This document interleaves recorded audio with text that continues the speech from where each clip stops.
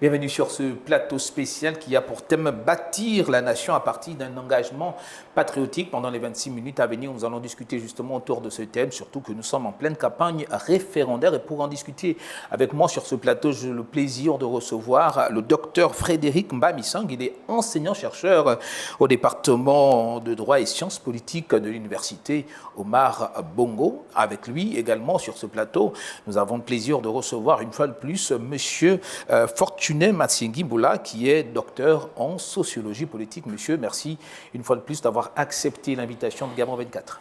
Merci. Merci bien. Alors, on rappelle aux téléspectateurs que c'est une émission qui a un caractère pédagogique. Donc, nous allons commencer par définir les mots. On parle d'engagement patriotique. Docteur Frédéric, qu'est-ce qu'on doit comprendre justement? À quoi renvoie cette notion d'engagement patriotique? Je voudrais d'abord vous remercier pour ce plateau parce qu'il était temps de l'organiser au moment où le Gabon procède à la refondation des institutions. Et la première institution, c'est d'abord l'homme. Si on n'amène pas l'homme à prendre conscience de la place qu'il occupe dans la société, quelles que soient les constitutions que vous allez adopter, quelles que soient les précautions que vous allez prendre, rien ne marchera. Donc l'homme est la première institution. L'engagement patriotique, c'est la prise de conscience. La prise de conscience que le citoyen est au centre même de l'action sociale. Et les sociologies de l'individu aujourd'hui accordent de plus en plus la place à l'individu en ce que tout doit se décider à son échelle. Et lorsqu'on rentre dans une nation, cet individu-là s'appelle le patriote. Le patriote doit prendre un engagement devant la société et plus encore, ainsi que le précise la Constitution en gestation, devant Dieu, devant nos ancêtres et devant l'histoire. Ça voudrait dire que l'esprit patriotique est avant tout un engagement que chacun de nous est appelé à prendre devant la nation. D'accord, un engagement que chacun de nous est appelé à prendre devant la nation, M. Fortuné.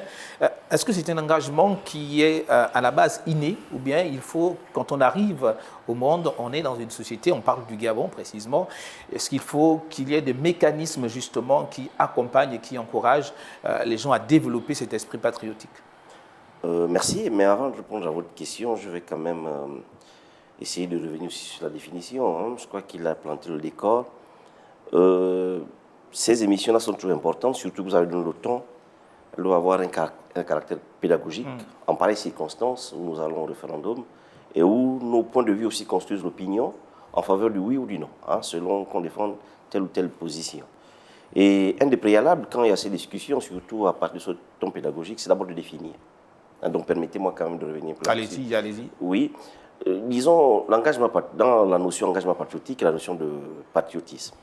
Mais j'ai retenu une formule du chef d'état-major turc en 2009 à l'Académie militaire qui a défini le patriotisme comme l'amour du pays. Mais attention, un amour qui est bâti sur une loyauté raisonnable et un lien émotionnel. Loyauté raisonnable, on vit dans un pays, s'il vous a tout donné, rendez-le lui en étant loyal.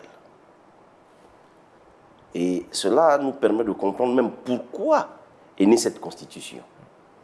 Je ne veux pas revenir sur l'histoire. Le dernier épisode de la Young Team explique ce que je suis en train de dire. Lien émotionnel. Pourquoi? Parce que c'est un territoire. Et ce territoire, nous avons une communion justement avec ce territoire.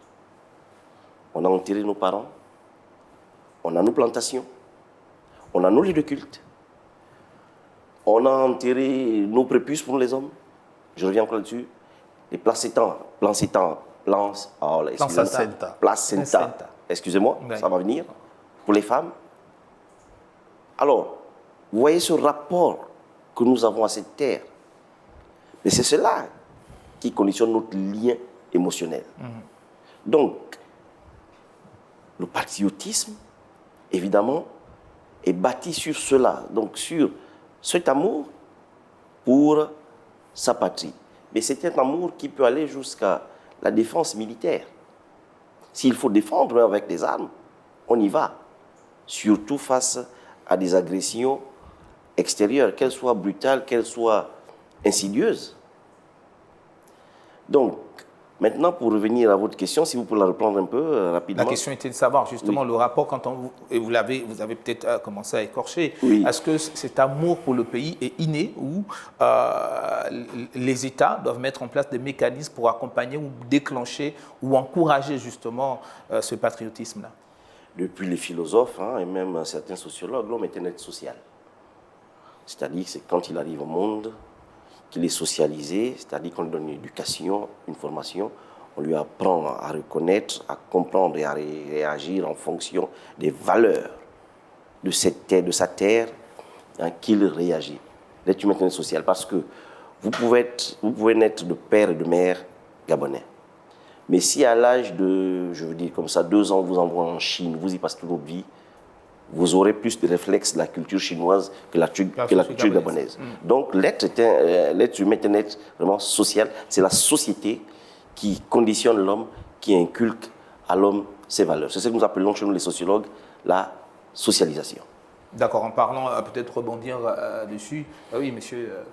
En fait, ce que j'ai envie de dire, c'est pas pour contredire le collègue, c'est pour aller dans le même sens. La question que vous posez revient à demander aux uns aux autres, est-ce qu'on est gabonais? Vous voyez? Or, on n'est pas gabonais. On n'est pas gabonais. On devient gabonais à la suite d'une procédure juridique. De la même manière qu'on devient patriote gabonais. Patriote gabonais par l'amour qu'on éprouve pour le pays. On peut être de père et de mère nés gabonais, mais lorsqu'on n'aime pas ce pays, on n'est pas patriote. Mais ceux qui prennent la nationalité, les Gabonais naturalisés, lorsqu'ils montrent un amour avéré et sincère envers la nation, ils sont des patriotes. Donc le patriotisme, j'ai envie de dire, est le titre le plus prestigieux qu'un citoyen obtient au sein de la nation. Parce qu'il est en communion avec la nation, il est en fusion avec la nation, il est appelé à vendre l'image de la nation, tant sur le plan national que sur le plan international. On peut également renoncer à ce titre prestigieux. Il y a des gens qui renoncent à leur nationalité. Ils ne sont plus gabonais, ils ne sont plus français. Donc on ne naît pas patriote, on devient patriote à la suite d'un certain nombre de mécanismes juridiques. Et le patriotisme, vous allez voir, lorsqu'on demande souvent, lorsque la société va mal, et qu'on demande comment soigner la société, on vous dira que c'est toujours vers l'école qu'on se retourne pour soigner la société. Donc, l'État met en place un ensemble de mécanismes pour encourager l'esprit patriotique. C'est plus un esprit pour encourager l'esprit patriotique. Et l'école, ce n'est pas seulement les institutions. L'école, c'est vous et moi. Lorsque nous avons un certain savoir pour transmettre à nos enfants, pour qu'ils aiment davantage notre pays, c'est ce qu'on appelle l'école. L'école, c'est un ensemble de valeurs que nous dispensons à nos enfants pour qu'ils aiment au plus haut niveau la nation. Vous voyez, donc le patriotisme est au-dessus de tout. Lorsqu'on parle justement de la refondation des institutions, cette refondation se fait d'abord sur l'esprit patriotique. D'accord, nous sommes en pleine campagne référendaire, M. Fortunet. Je voudrais avoir votre regard, selon votre analyse de sociologue. Quand vous regardez la nation gabonaise aujourd'hui, est-ce qu'on peut dire que ce patriotisme s'est éteint? Bon, à la suite de ce que le collègue a dit et de votre question, disons que le patriotisme a eu vraiment son heure de gloire dans les campagnes militaires. C'est sûr, dans l'armée et les symboles militaires. 19e, 20e siècle, avec toutes les guerres que le monde a connues, les militaires qui allaient et qui revenaient créaient vraiment un élan patriotique. Mais avec la mondialisation, le patriotisme ne va pas rester que dans les casernes militaires, il va se retrouver dans les constitutions maintenant, parce que là, on a affaire à des valeurs démocratiques et surtout aux droits de l'homme, pour essayer de sortir l'homme d'une certaine condition misérable. Et donc les peuples, de façon générale, en modernité, donc, se soudent à travers ces valeurs constitutionnelles. Donc le patriotisme, vraiment qui avait pris corps dans les casernes militaires, dans l'armée, se retrouve dans les constitutions. Et la nôtre, vous allez voir, donc au préambule déjà, de la mouture de la Constitution. qui demande à être votée le 16, le préambule en parle, les articles 9, 27, 28 en parlent, surtout l'article 27 avec le service militaire obligatoire. Oui, c'est pour redynamiser ce sentiment. Est-ce que vous pensez que ça a été perdu, ce sentiment, en un moment où... C'est un sentiment, comme le sentiment amoureux, comme tout sentiment. Il peut se perdre, il peut grandir. D'accord? Est-ce qu'il s'est perdu? Je demande justement l'analyse du sociologue que vous êtes. Bien sûr. Quand vous observez le Gabonais dans son ensemble, bien sûr qu'il s'est perdu à un moment donné, même s'il ne s'était pas totalement éteint. D'accord? Mais il avait quand même perdu assez de flammes. Et si les militaires qui ont fait le coup d'État arrivent à en parler, c'est parce qu'ils ont constaté qu'il faut repatriotiser, excusez-moi l'expression, le néologisme, repatriotiser la société gabonaise, avec ne serait-ce qu'un service militaire obligatoire, ne serait-ce que cela, pour leur inculquer des valeurs cardinales de la nation, du patriotisme, donc l'amour du pays. Comme tout sentiment, je venais de le dire, le patriotisme peut s'essouffler, peut s'éteindre, mais on peut aussi le réactiver. Mais il y a quelque chose qui s'est passé le 30 août 2023. C'est que ça a été un nouvel élan patriotique, même s'il s'était un peu essoufflé à cause des brimades, des frustrations que les Gabonais ont subies, surtout au dernier épisode de ces pouvoirs. Hein. Je ne prends ne serait-ce que 90-2023, dernier épisode avec la Young Team, où il y a eu trop de brimades, de frustrations, et on pouvait être emprisonné pour un oui ou pour un non. Cet élan, d'accord, est revenu, cet élan patriotique, et l'OCTRI qui est arrivé, sans même le dire forcément, a mis en avant des actes patriotiques. Parce que lorsque l'OCTRI va à Eren, à Amiens, pour rendre hommage à la stèle du capitaine Tchoréré, lorsque le même CTRI va rendre hommage à nos guerriers qui ont lutté contre la pénétration coloniale, lorsque le CTRI va rendre hommage au vice-président du président Léomba, Paul-Marie Yembi, il le fait aussi pour la présidente de la transition, Rose Francine Rogombe. Mais il est en train de dire là aux Gabonais que voici des personnes qui ont posé des actes héroïques qu'on doit honorer, mais qui doivent faire notre lien. C'est-à-dire que ces personnes ont notre ciment à nous Gabonais. Il ne faut pas qu'on perde cela de mémoire. Le CTRI est en train de construire l'esprit patriotique, même s'il ne le dit pas encore comme tel. Et les Gabonais sont en train de se retrouver. Même si une certaine politique, un certain pouvoir avait divisé, mais ce sont des actes qui cimentent l'esprit patriotique des Gabonais. Mais ce n'est pas tout. Mais lorsque le CTRI fait par exemple la route, c'est un exemple que je prends, Eba-Kater, Doum-Doum, qui était vraiment difficile, impraticable en saison de pluie, et qui mettent des pavés, ce sont des actes patriotiques. Je vais m'arrêter là pour ne pas monopoliser la parole. D'accord, on va également donner la parole. Oui. De façon élégante, je vais laisser la parole au docteur Frédéric Ba. Oui. Justement, pour continuer un peu dans la même lancée, on parle du désamour un peu des Gabonais vis-à-vis de leur nation, au-delà des actes posés par le CTRI. M. Fortuné l'a énuméré, les actes posés naturellement par le président de la transition, Brice-Clotaire Oligui Nguema. Quels sont les mécanismes qu'on peut mettre en place justement pour essayer de ramener les Gabonais à aimer à nouveau, à retomber amoureux de leur pays? D'accord, je vais utiliser le verbe que vous avez utilisé, retomber. Ça voudrait dire que les Gabonais étaient d'abord amoureux, il y avait cette flamme. Il y avait cette flamme. Et après, tout a basculé. Subitement, tout a basculé. Ça invite à repenser sur le concept d'exemplarité lorsqu'on parle de patriotisme. Ne pensez pas seulement que c'est à l'école qu'on va enseigner le patriotisme à votre enfant. Vous-même, soyez d'abord un modèle. Vous-même qui, les parents? Les parents, l'État, les gouvernants. S'ils ne sont pas des modèles, quel que soit l'enseignement qu'on va on va donner à l'école, ça ne tiendra pas. Lorsque un enfant veut dire, j'ai envie d'être riche comme papa, je vais voler l'État, parce qu'il a vu son père. Est-ce que vous pensez que pendant longtemps, ça a été le cas? Les gouvernants, les parents n'ont pas été de modèle pour les enfants? Vous l'affirmez vous-même, parce que vous dites retomber. Le mot retomber veut dire qu'il y avait d'abord cet élan, et après on a perdu cet élan. Pourquoi? Parce que nous avons vu, le Gabon, on n'avait pas de modèle. La question de l'exemplarité au sommet de l'État posait problème, n'existait pas, ou posait problème, je préfère le dire, posait problème. Donc lorsqu'on n'a pas ces modèles, dites-vous bien que la société, lorsque la société n'a pas de modèle, de repère, elle se perd. C'est ce qui est arrivé. Et aujourd'hui, avec les nouvelles figures de la transition, avec le président de la transition, vous savez, il pose un certain nombre d'actes majeurs que les Gabonais n'interprètent pas assez.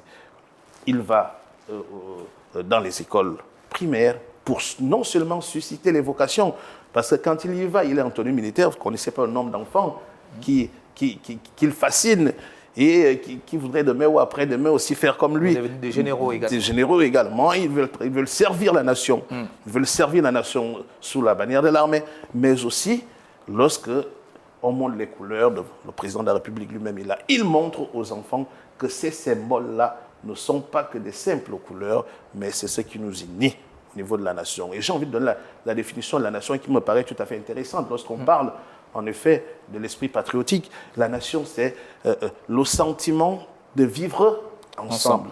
Ce lien commun, cette histoire que nous avons ensemble. Depuis la colonisation, nous avons à Léomba. Mais sauf que à chaque fois qu'on parle de patriotisme, on a toujours l'habitude de prendre, par exemple, Léomba. Léomba, qui était plus nationaliste que patriotique, parce que l'esprit patriotique est plus rationnel que l'esprit nationaliste qui renferme. Bon, le débat reste entier à ce niveau. Mais ce que j'ai envie de dire, c'est que j'apprécie ce que les sociologues disent, que la reproduction n'est pas synonyme d'aliénation. Aujourd'hui, nous pouvons créer nos propres modèles. Oui, ceux qui étaient à l'époque de Léomba se sont inspirés de Léomba, mais Léomba n'est plus mort. Qui va inspirer nos enfants? Donc ne restons pas là à pleurer le patriotisme de Léomba, à pleurer le patriotisme de Ross Francine Rongombe, à pleurer le patriotisme de mon père, Missario Bamberna, par exemple. Soyons des modèles pour nos enfants, parce que nous sommes là devant eux. Ce qu'ils vont apprendre à l'école, dans les livres, Léomba était patriote, Léomba a dit ceci, Léomba a dit cela, mais si nous-mêmes, nous produisons... S'il y a un fossé entre ce qui est écrit, s'il y a un fossé entre ce qui est écrit et ce que la société présente, vous voyez, ils seront démotivés et la nation sera en danger. Donc le patriotisme s'enseigne par l'exemplarité, tant à l'école, à la maison et dans le tiers-milieu, dans l'administration publique. D'accord. Pour continuer, M. Matsiri, est-ce que en ce temps de transition, la notion d'engagement patriotique a une saveur particulière? Oui. Vous voyez le cheminement pris par le CTRI pour la mouture actuelle de la Constitution. Je parle du cheminement. Le contenu, on peut discuter. Il y en a qui sont pour le oui, il y en a qui sont pour le non. Moi, particulièrement... Et c'est normal. Oui. Chacun a le droit de... Particulièrement, je suis pour le oui.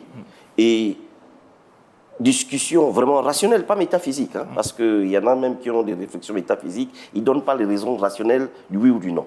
Mais moi, je suis pour le oui. Vous voyez le cheminement pris? Dialogue national inclusif. Les Gabonais, faites vos propositions.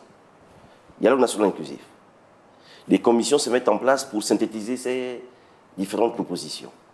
Le travail va à une assemblée, d'accord, qui discute. Une constituante se met en place. Le travail repart au gouvernement. Lui-même, le président dit « Je ne vous ai pas demandé de faire tailler une constituante à ma hauteur et à ma famille, mais pour le Gabon. » Le travail est retoqué. Et ensuite, on demande aux populations de cesser de se prononcer. De mémoire, je ne connais pas une constitution discutée de manière aussi démocratique au Gabon. Souvent, les constituants étaient une affaire du Parlement. Là, les populations sont mises à l'épreuve. Mais si ce n'est pas un acte de patriotisme, définissez-le moi. Mais voici l'engagement patriotique. On insère vraiment dans le cheminement les populations jusqu'aux dernières institutions étatiques qui peuvent dire quelque chose sur la Constitution. Mais voilà, nous sommes là dans un acte patriotique. Et même les discussions que nous avons sont patriotiques. Bien sûr. Vraiment, j'ai du respect pour ceux qui disent non, tant qu'ils ont des arguments rationnels. Et un des arguments, c'est qu'il n'y a pas assez de séparation de pouvoir. Bon, ils ont leurs raisons, moi j'ai les miennes. Moi je trouve qu'il y a assez de séparation de pouvoir. Et il suffit de lire l'article 94 de notre Constitution pour comprendre que les pouvoirs sont vraiment séparés. Mais ils ont leurs raisons. Et on les écoute. Ceux qui disent oui ont leurs raisons, on les écoute. Les patriotes discutent de l'avenir de leur pays parce que cette Constitution, si elle passe, elle va présider à nos destinées pour les années à venir. Voici les patriotes. Mais ceux qui disent non, ils aiment le Gabon sur notre forme. Hein. Ce sont aussi des patriotes. Ce sont des patriotes. Ceux qui disent oui, ils aiment le Gabon sur notre forme. Ce sont tous des patriotes. Bon, même si là-dedans, il y a peut-être des calculs tacticiens, politiciens, certains qui veulent exister pour 2025. Bref, ça c'est le jeu politicien. Je n'ai pas dit jeu politique, jeu politicien. Mais ce sont des patriotes. Donc, je viens de prendre l'exemple de notre constitution actuelle, mais vraiment, voici un acte patriotique par excellence même. D'accord. Alors, on va avancer parce que nous allons quasiment vers la fin de cette émission. Monsieur Frédéric, quelles sont les valeurs patriotiques qui doivent animer le citoyen gabonais en cette période de transition? Ces valeurs-là ne viennent pas de moi, mais la Constitution en gestation a prévu un ensemble de valeurs qui devraient animer l'esprit patriotique gabonais.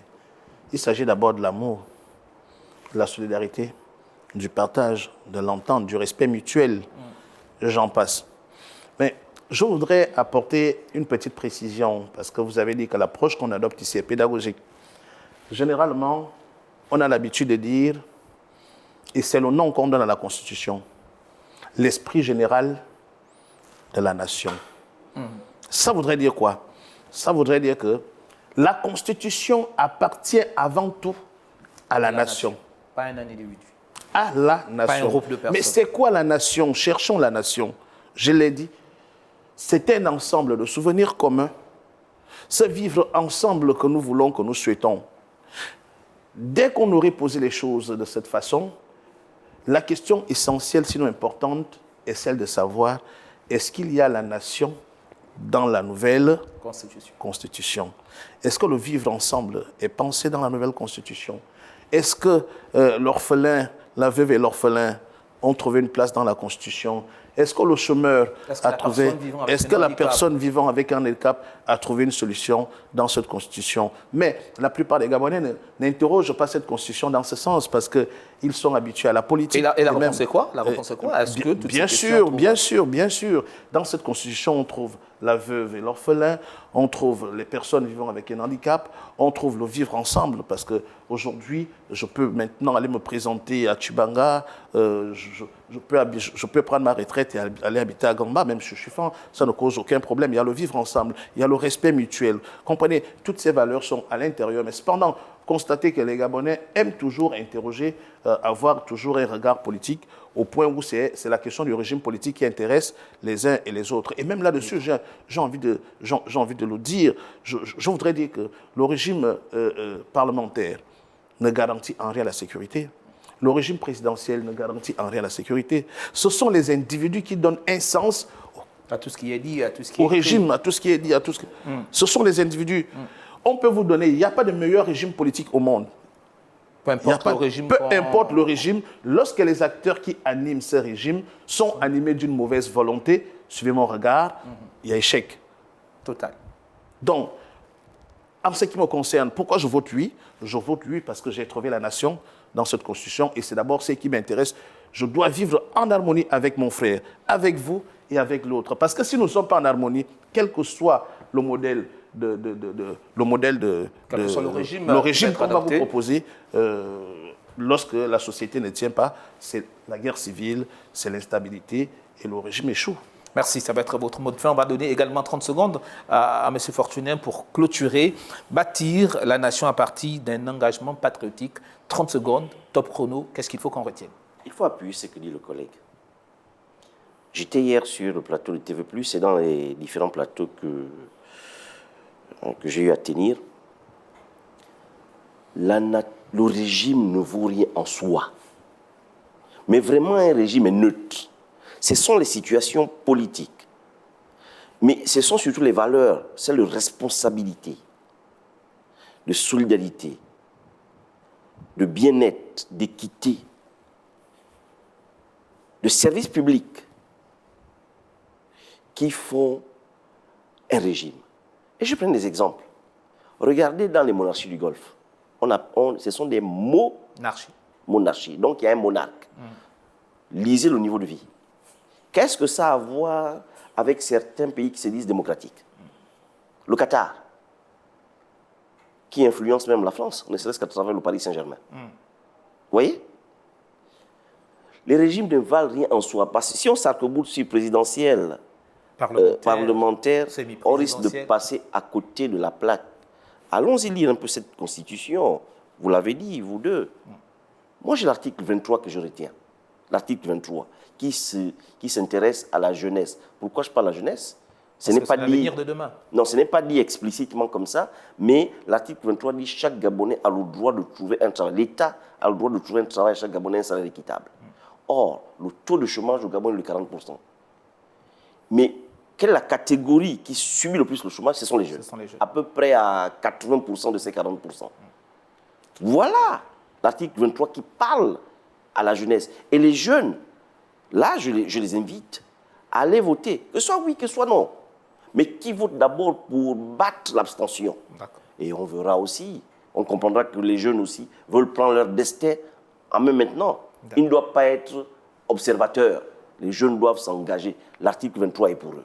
Merci, messieurs. 26 minutes, ça passe très vite. Merci d'avoir accepté l'invitation de Gabon 24. C'est la fin de ce plateau spécial. On se dit à très vite sur Gabon 24 pour un nouveau plateau. Pourquoi pas.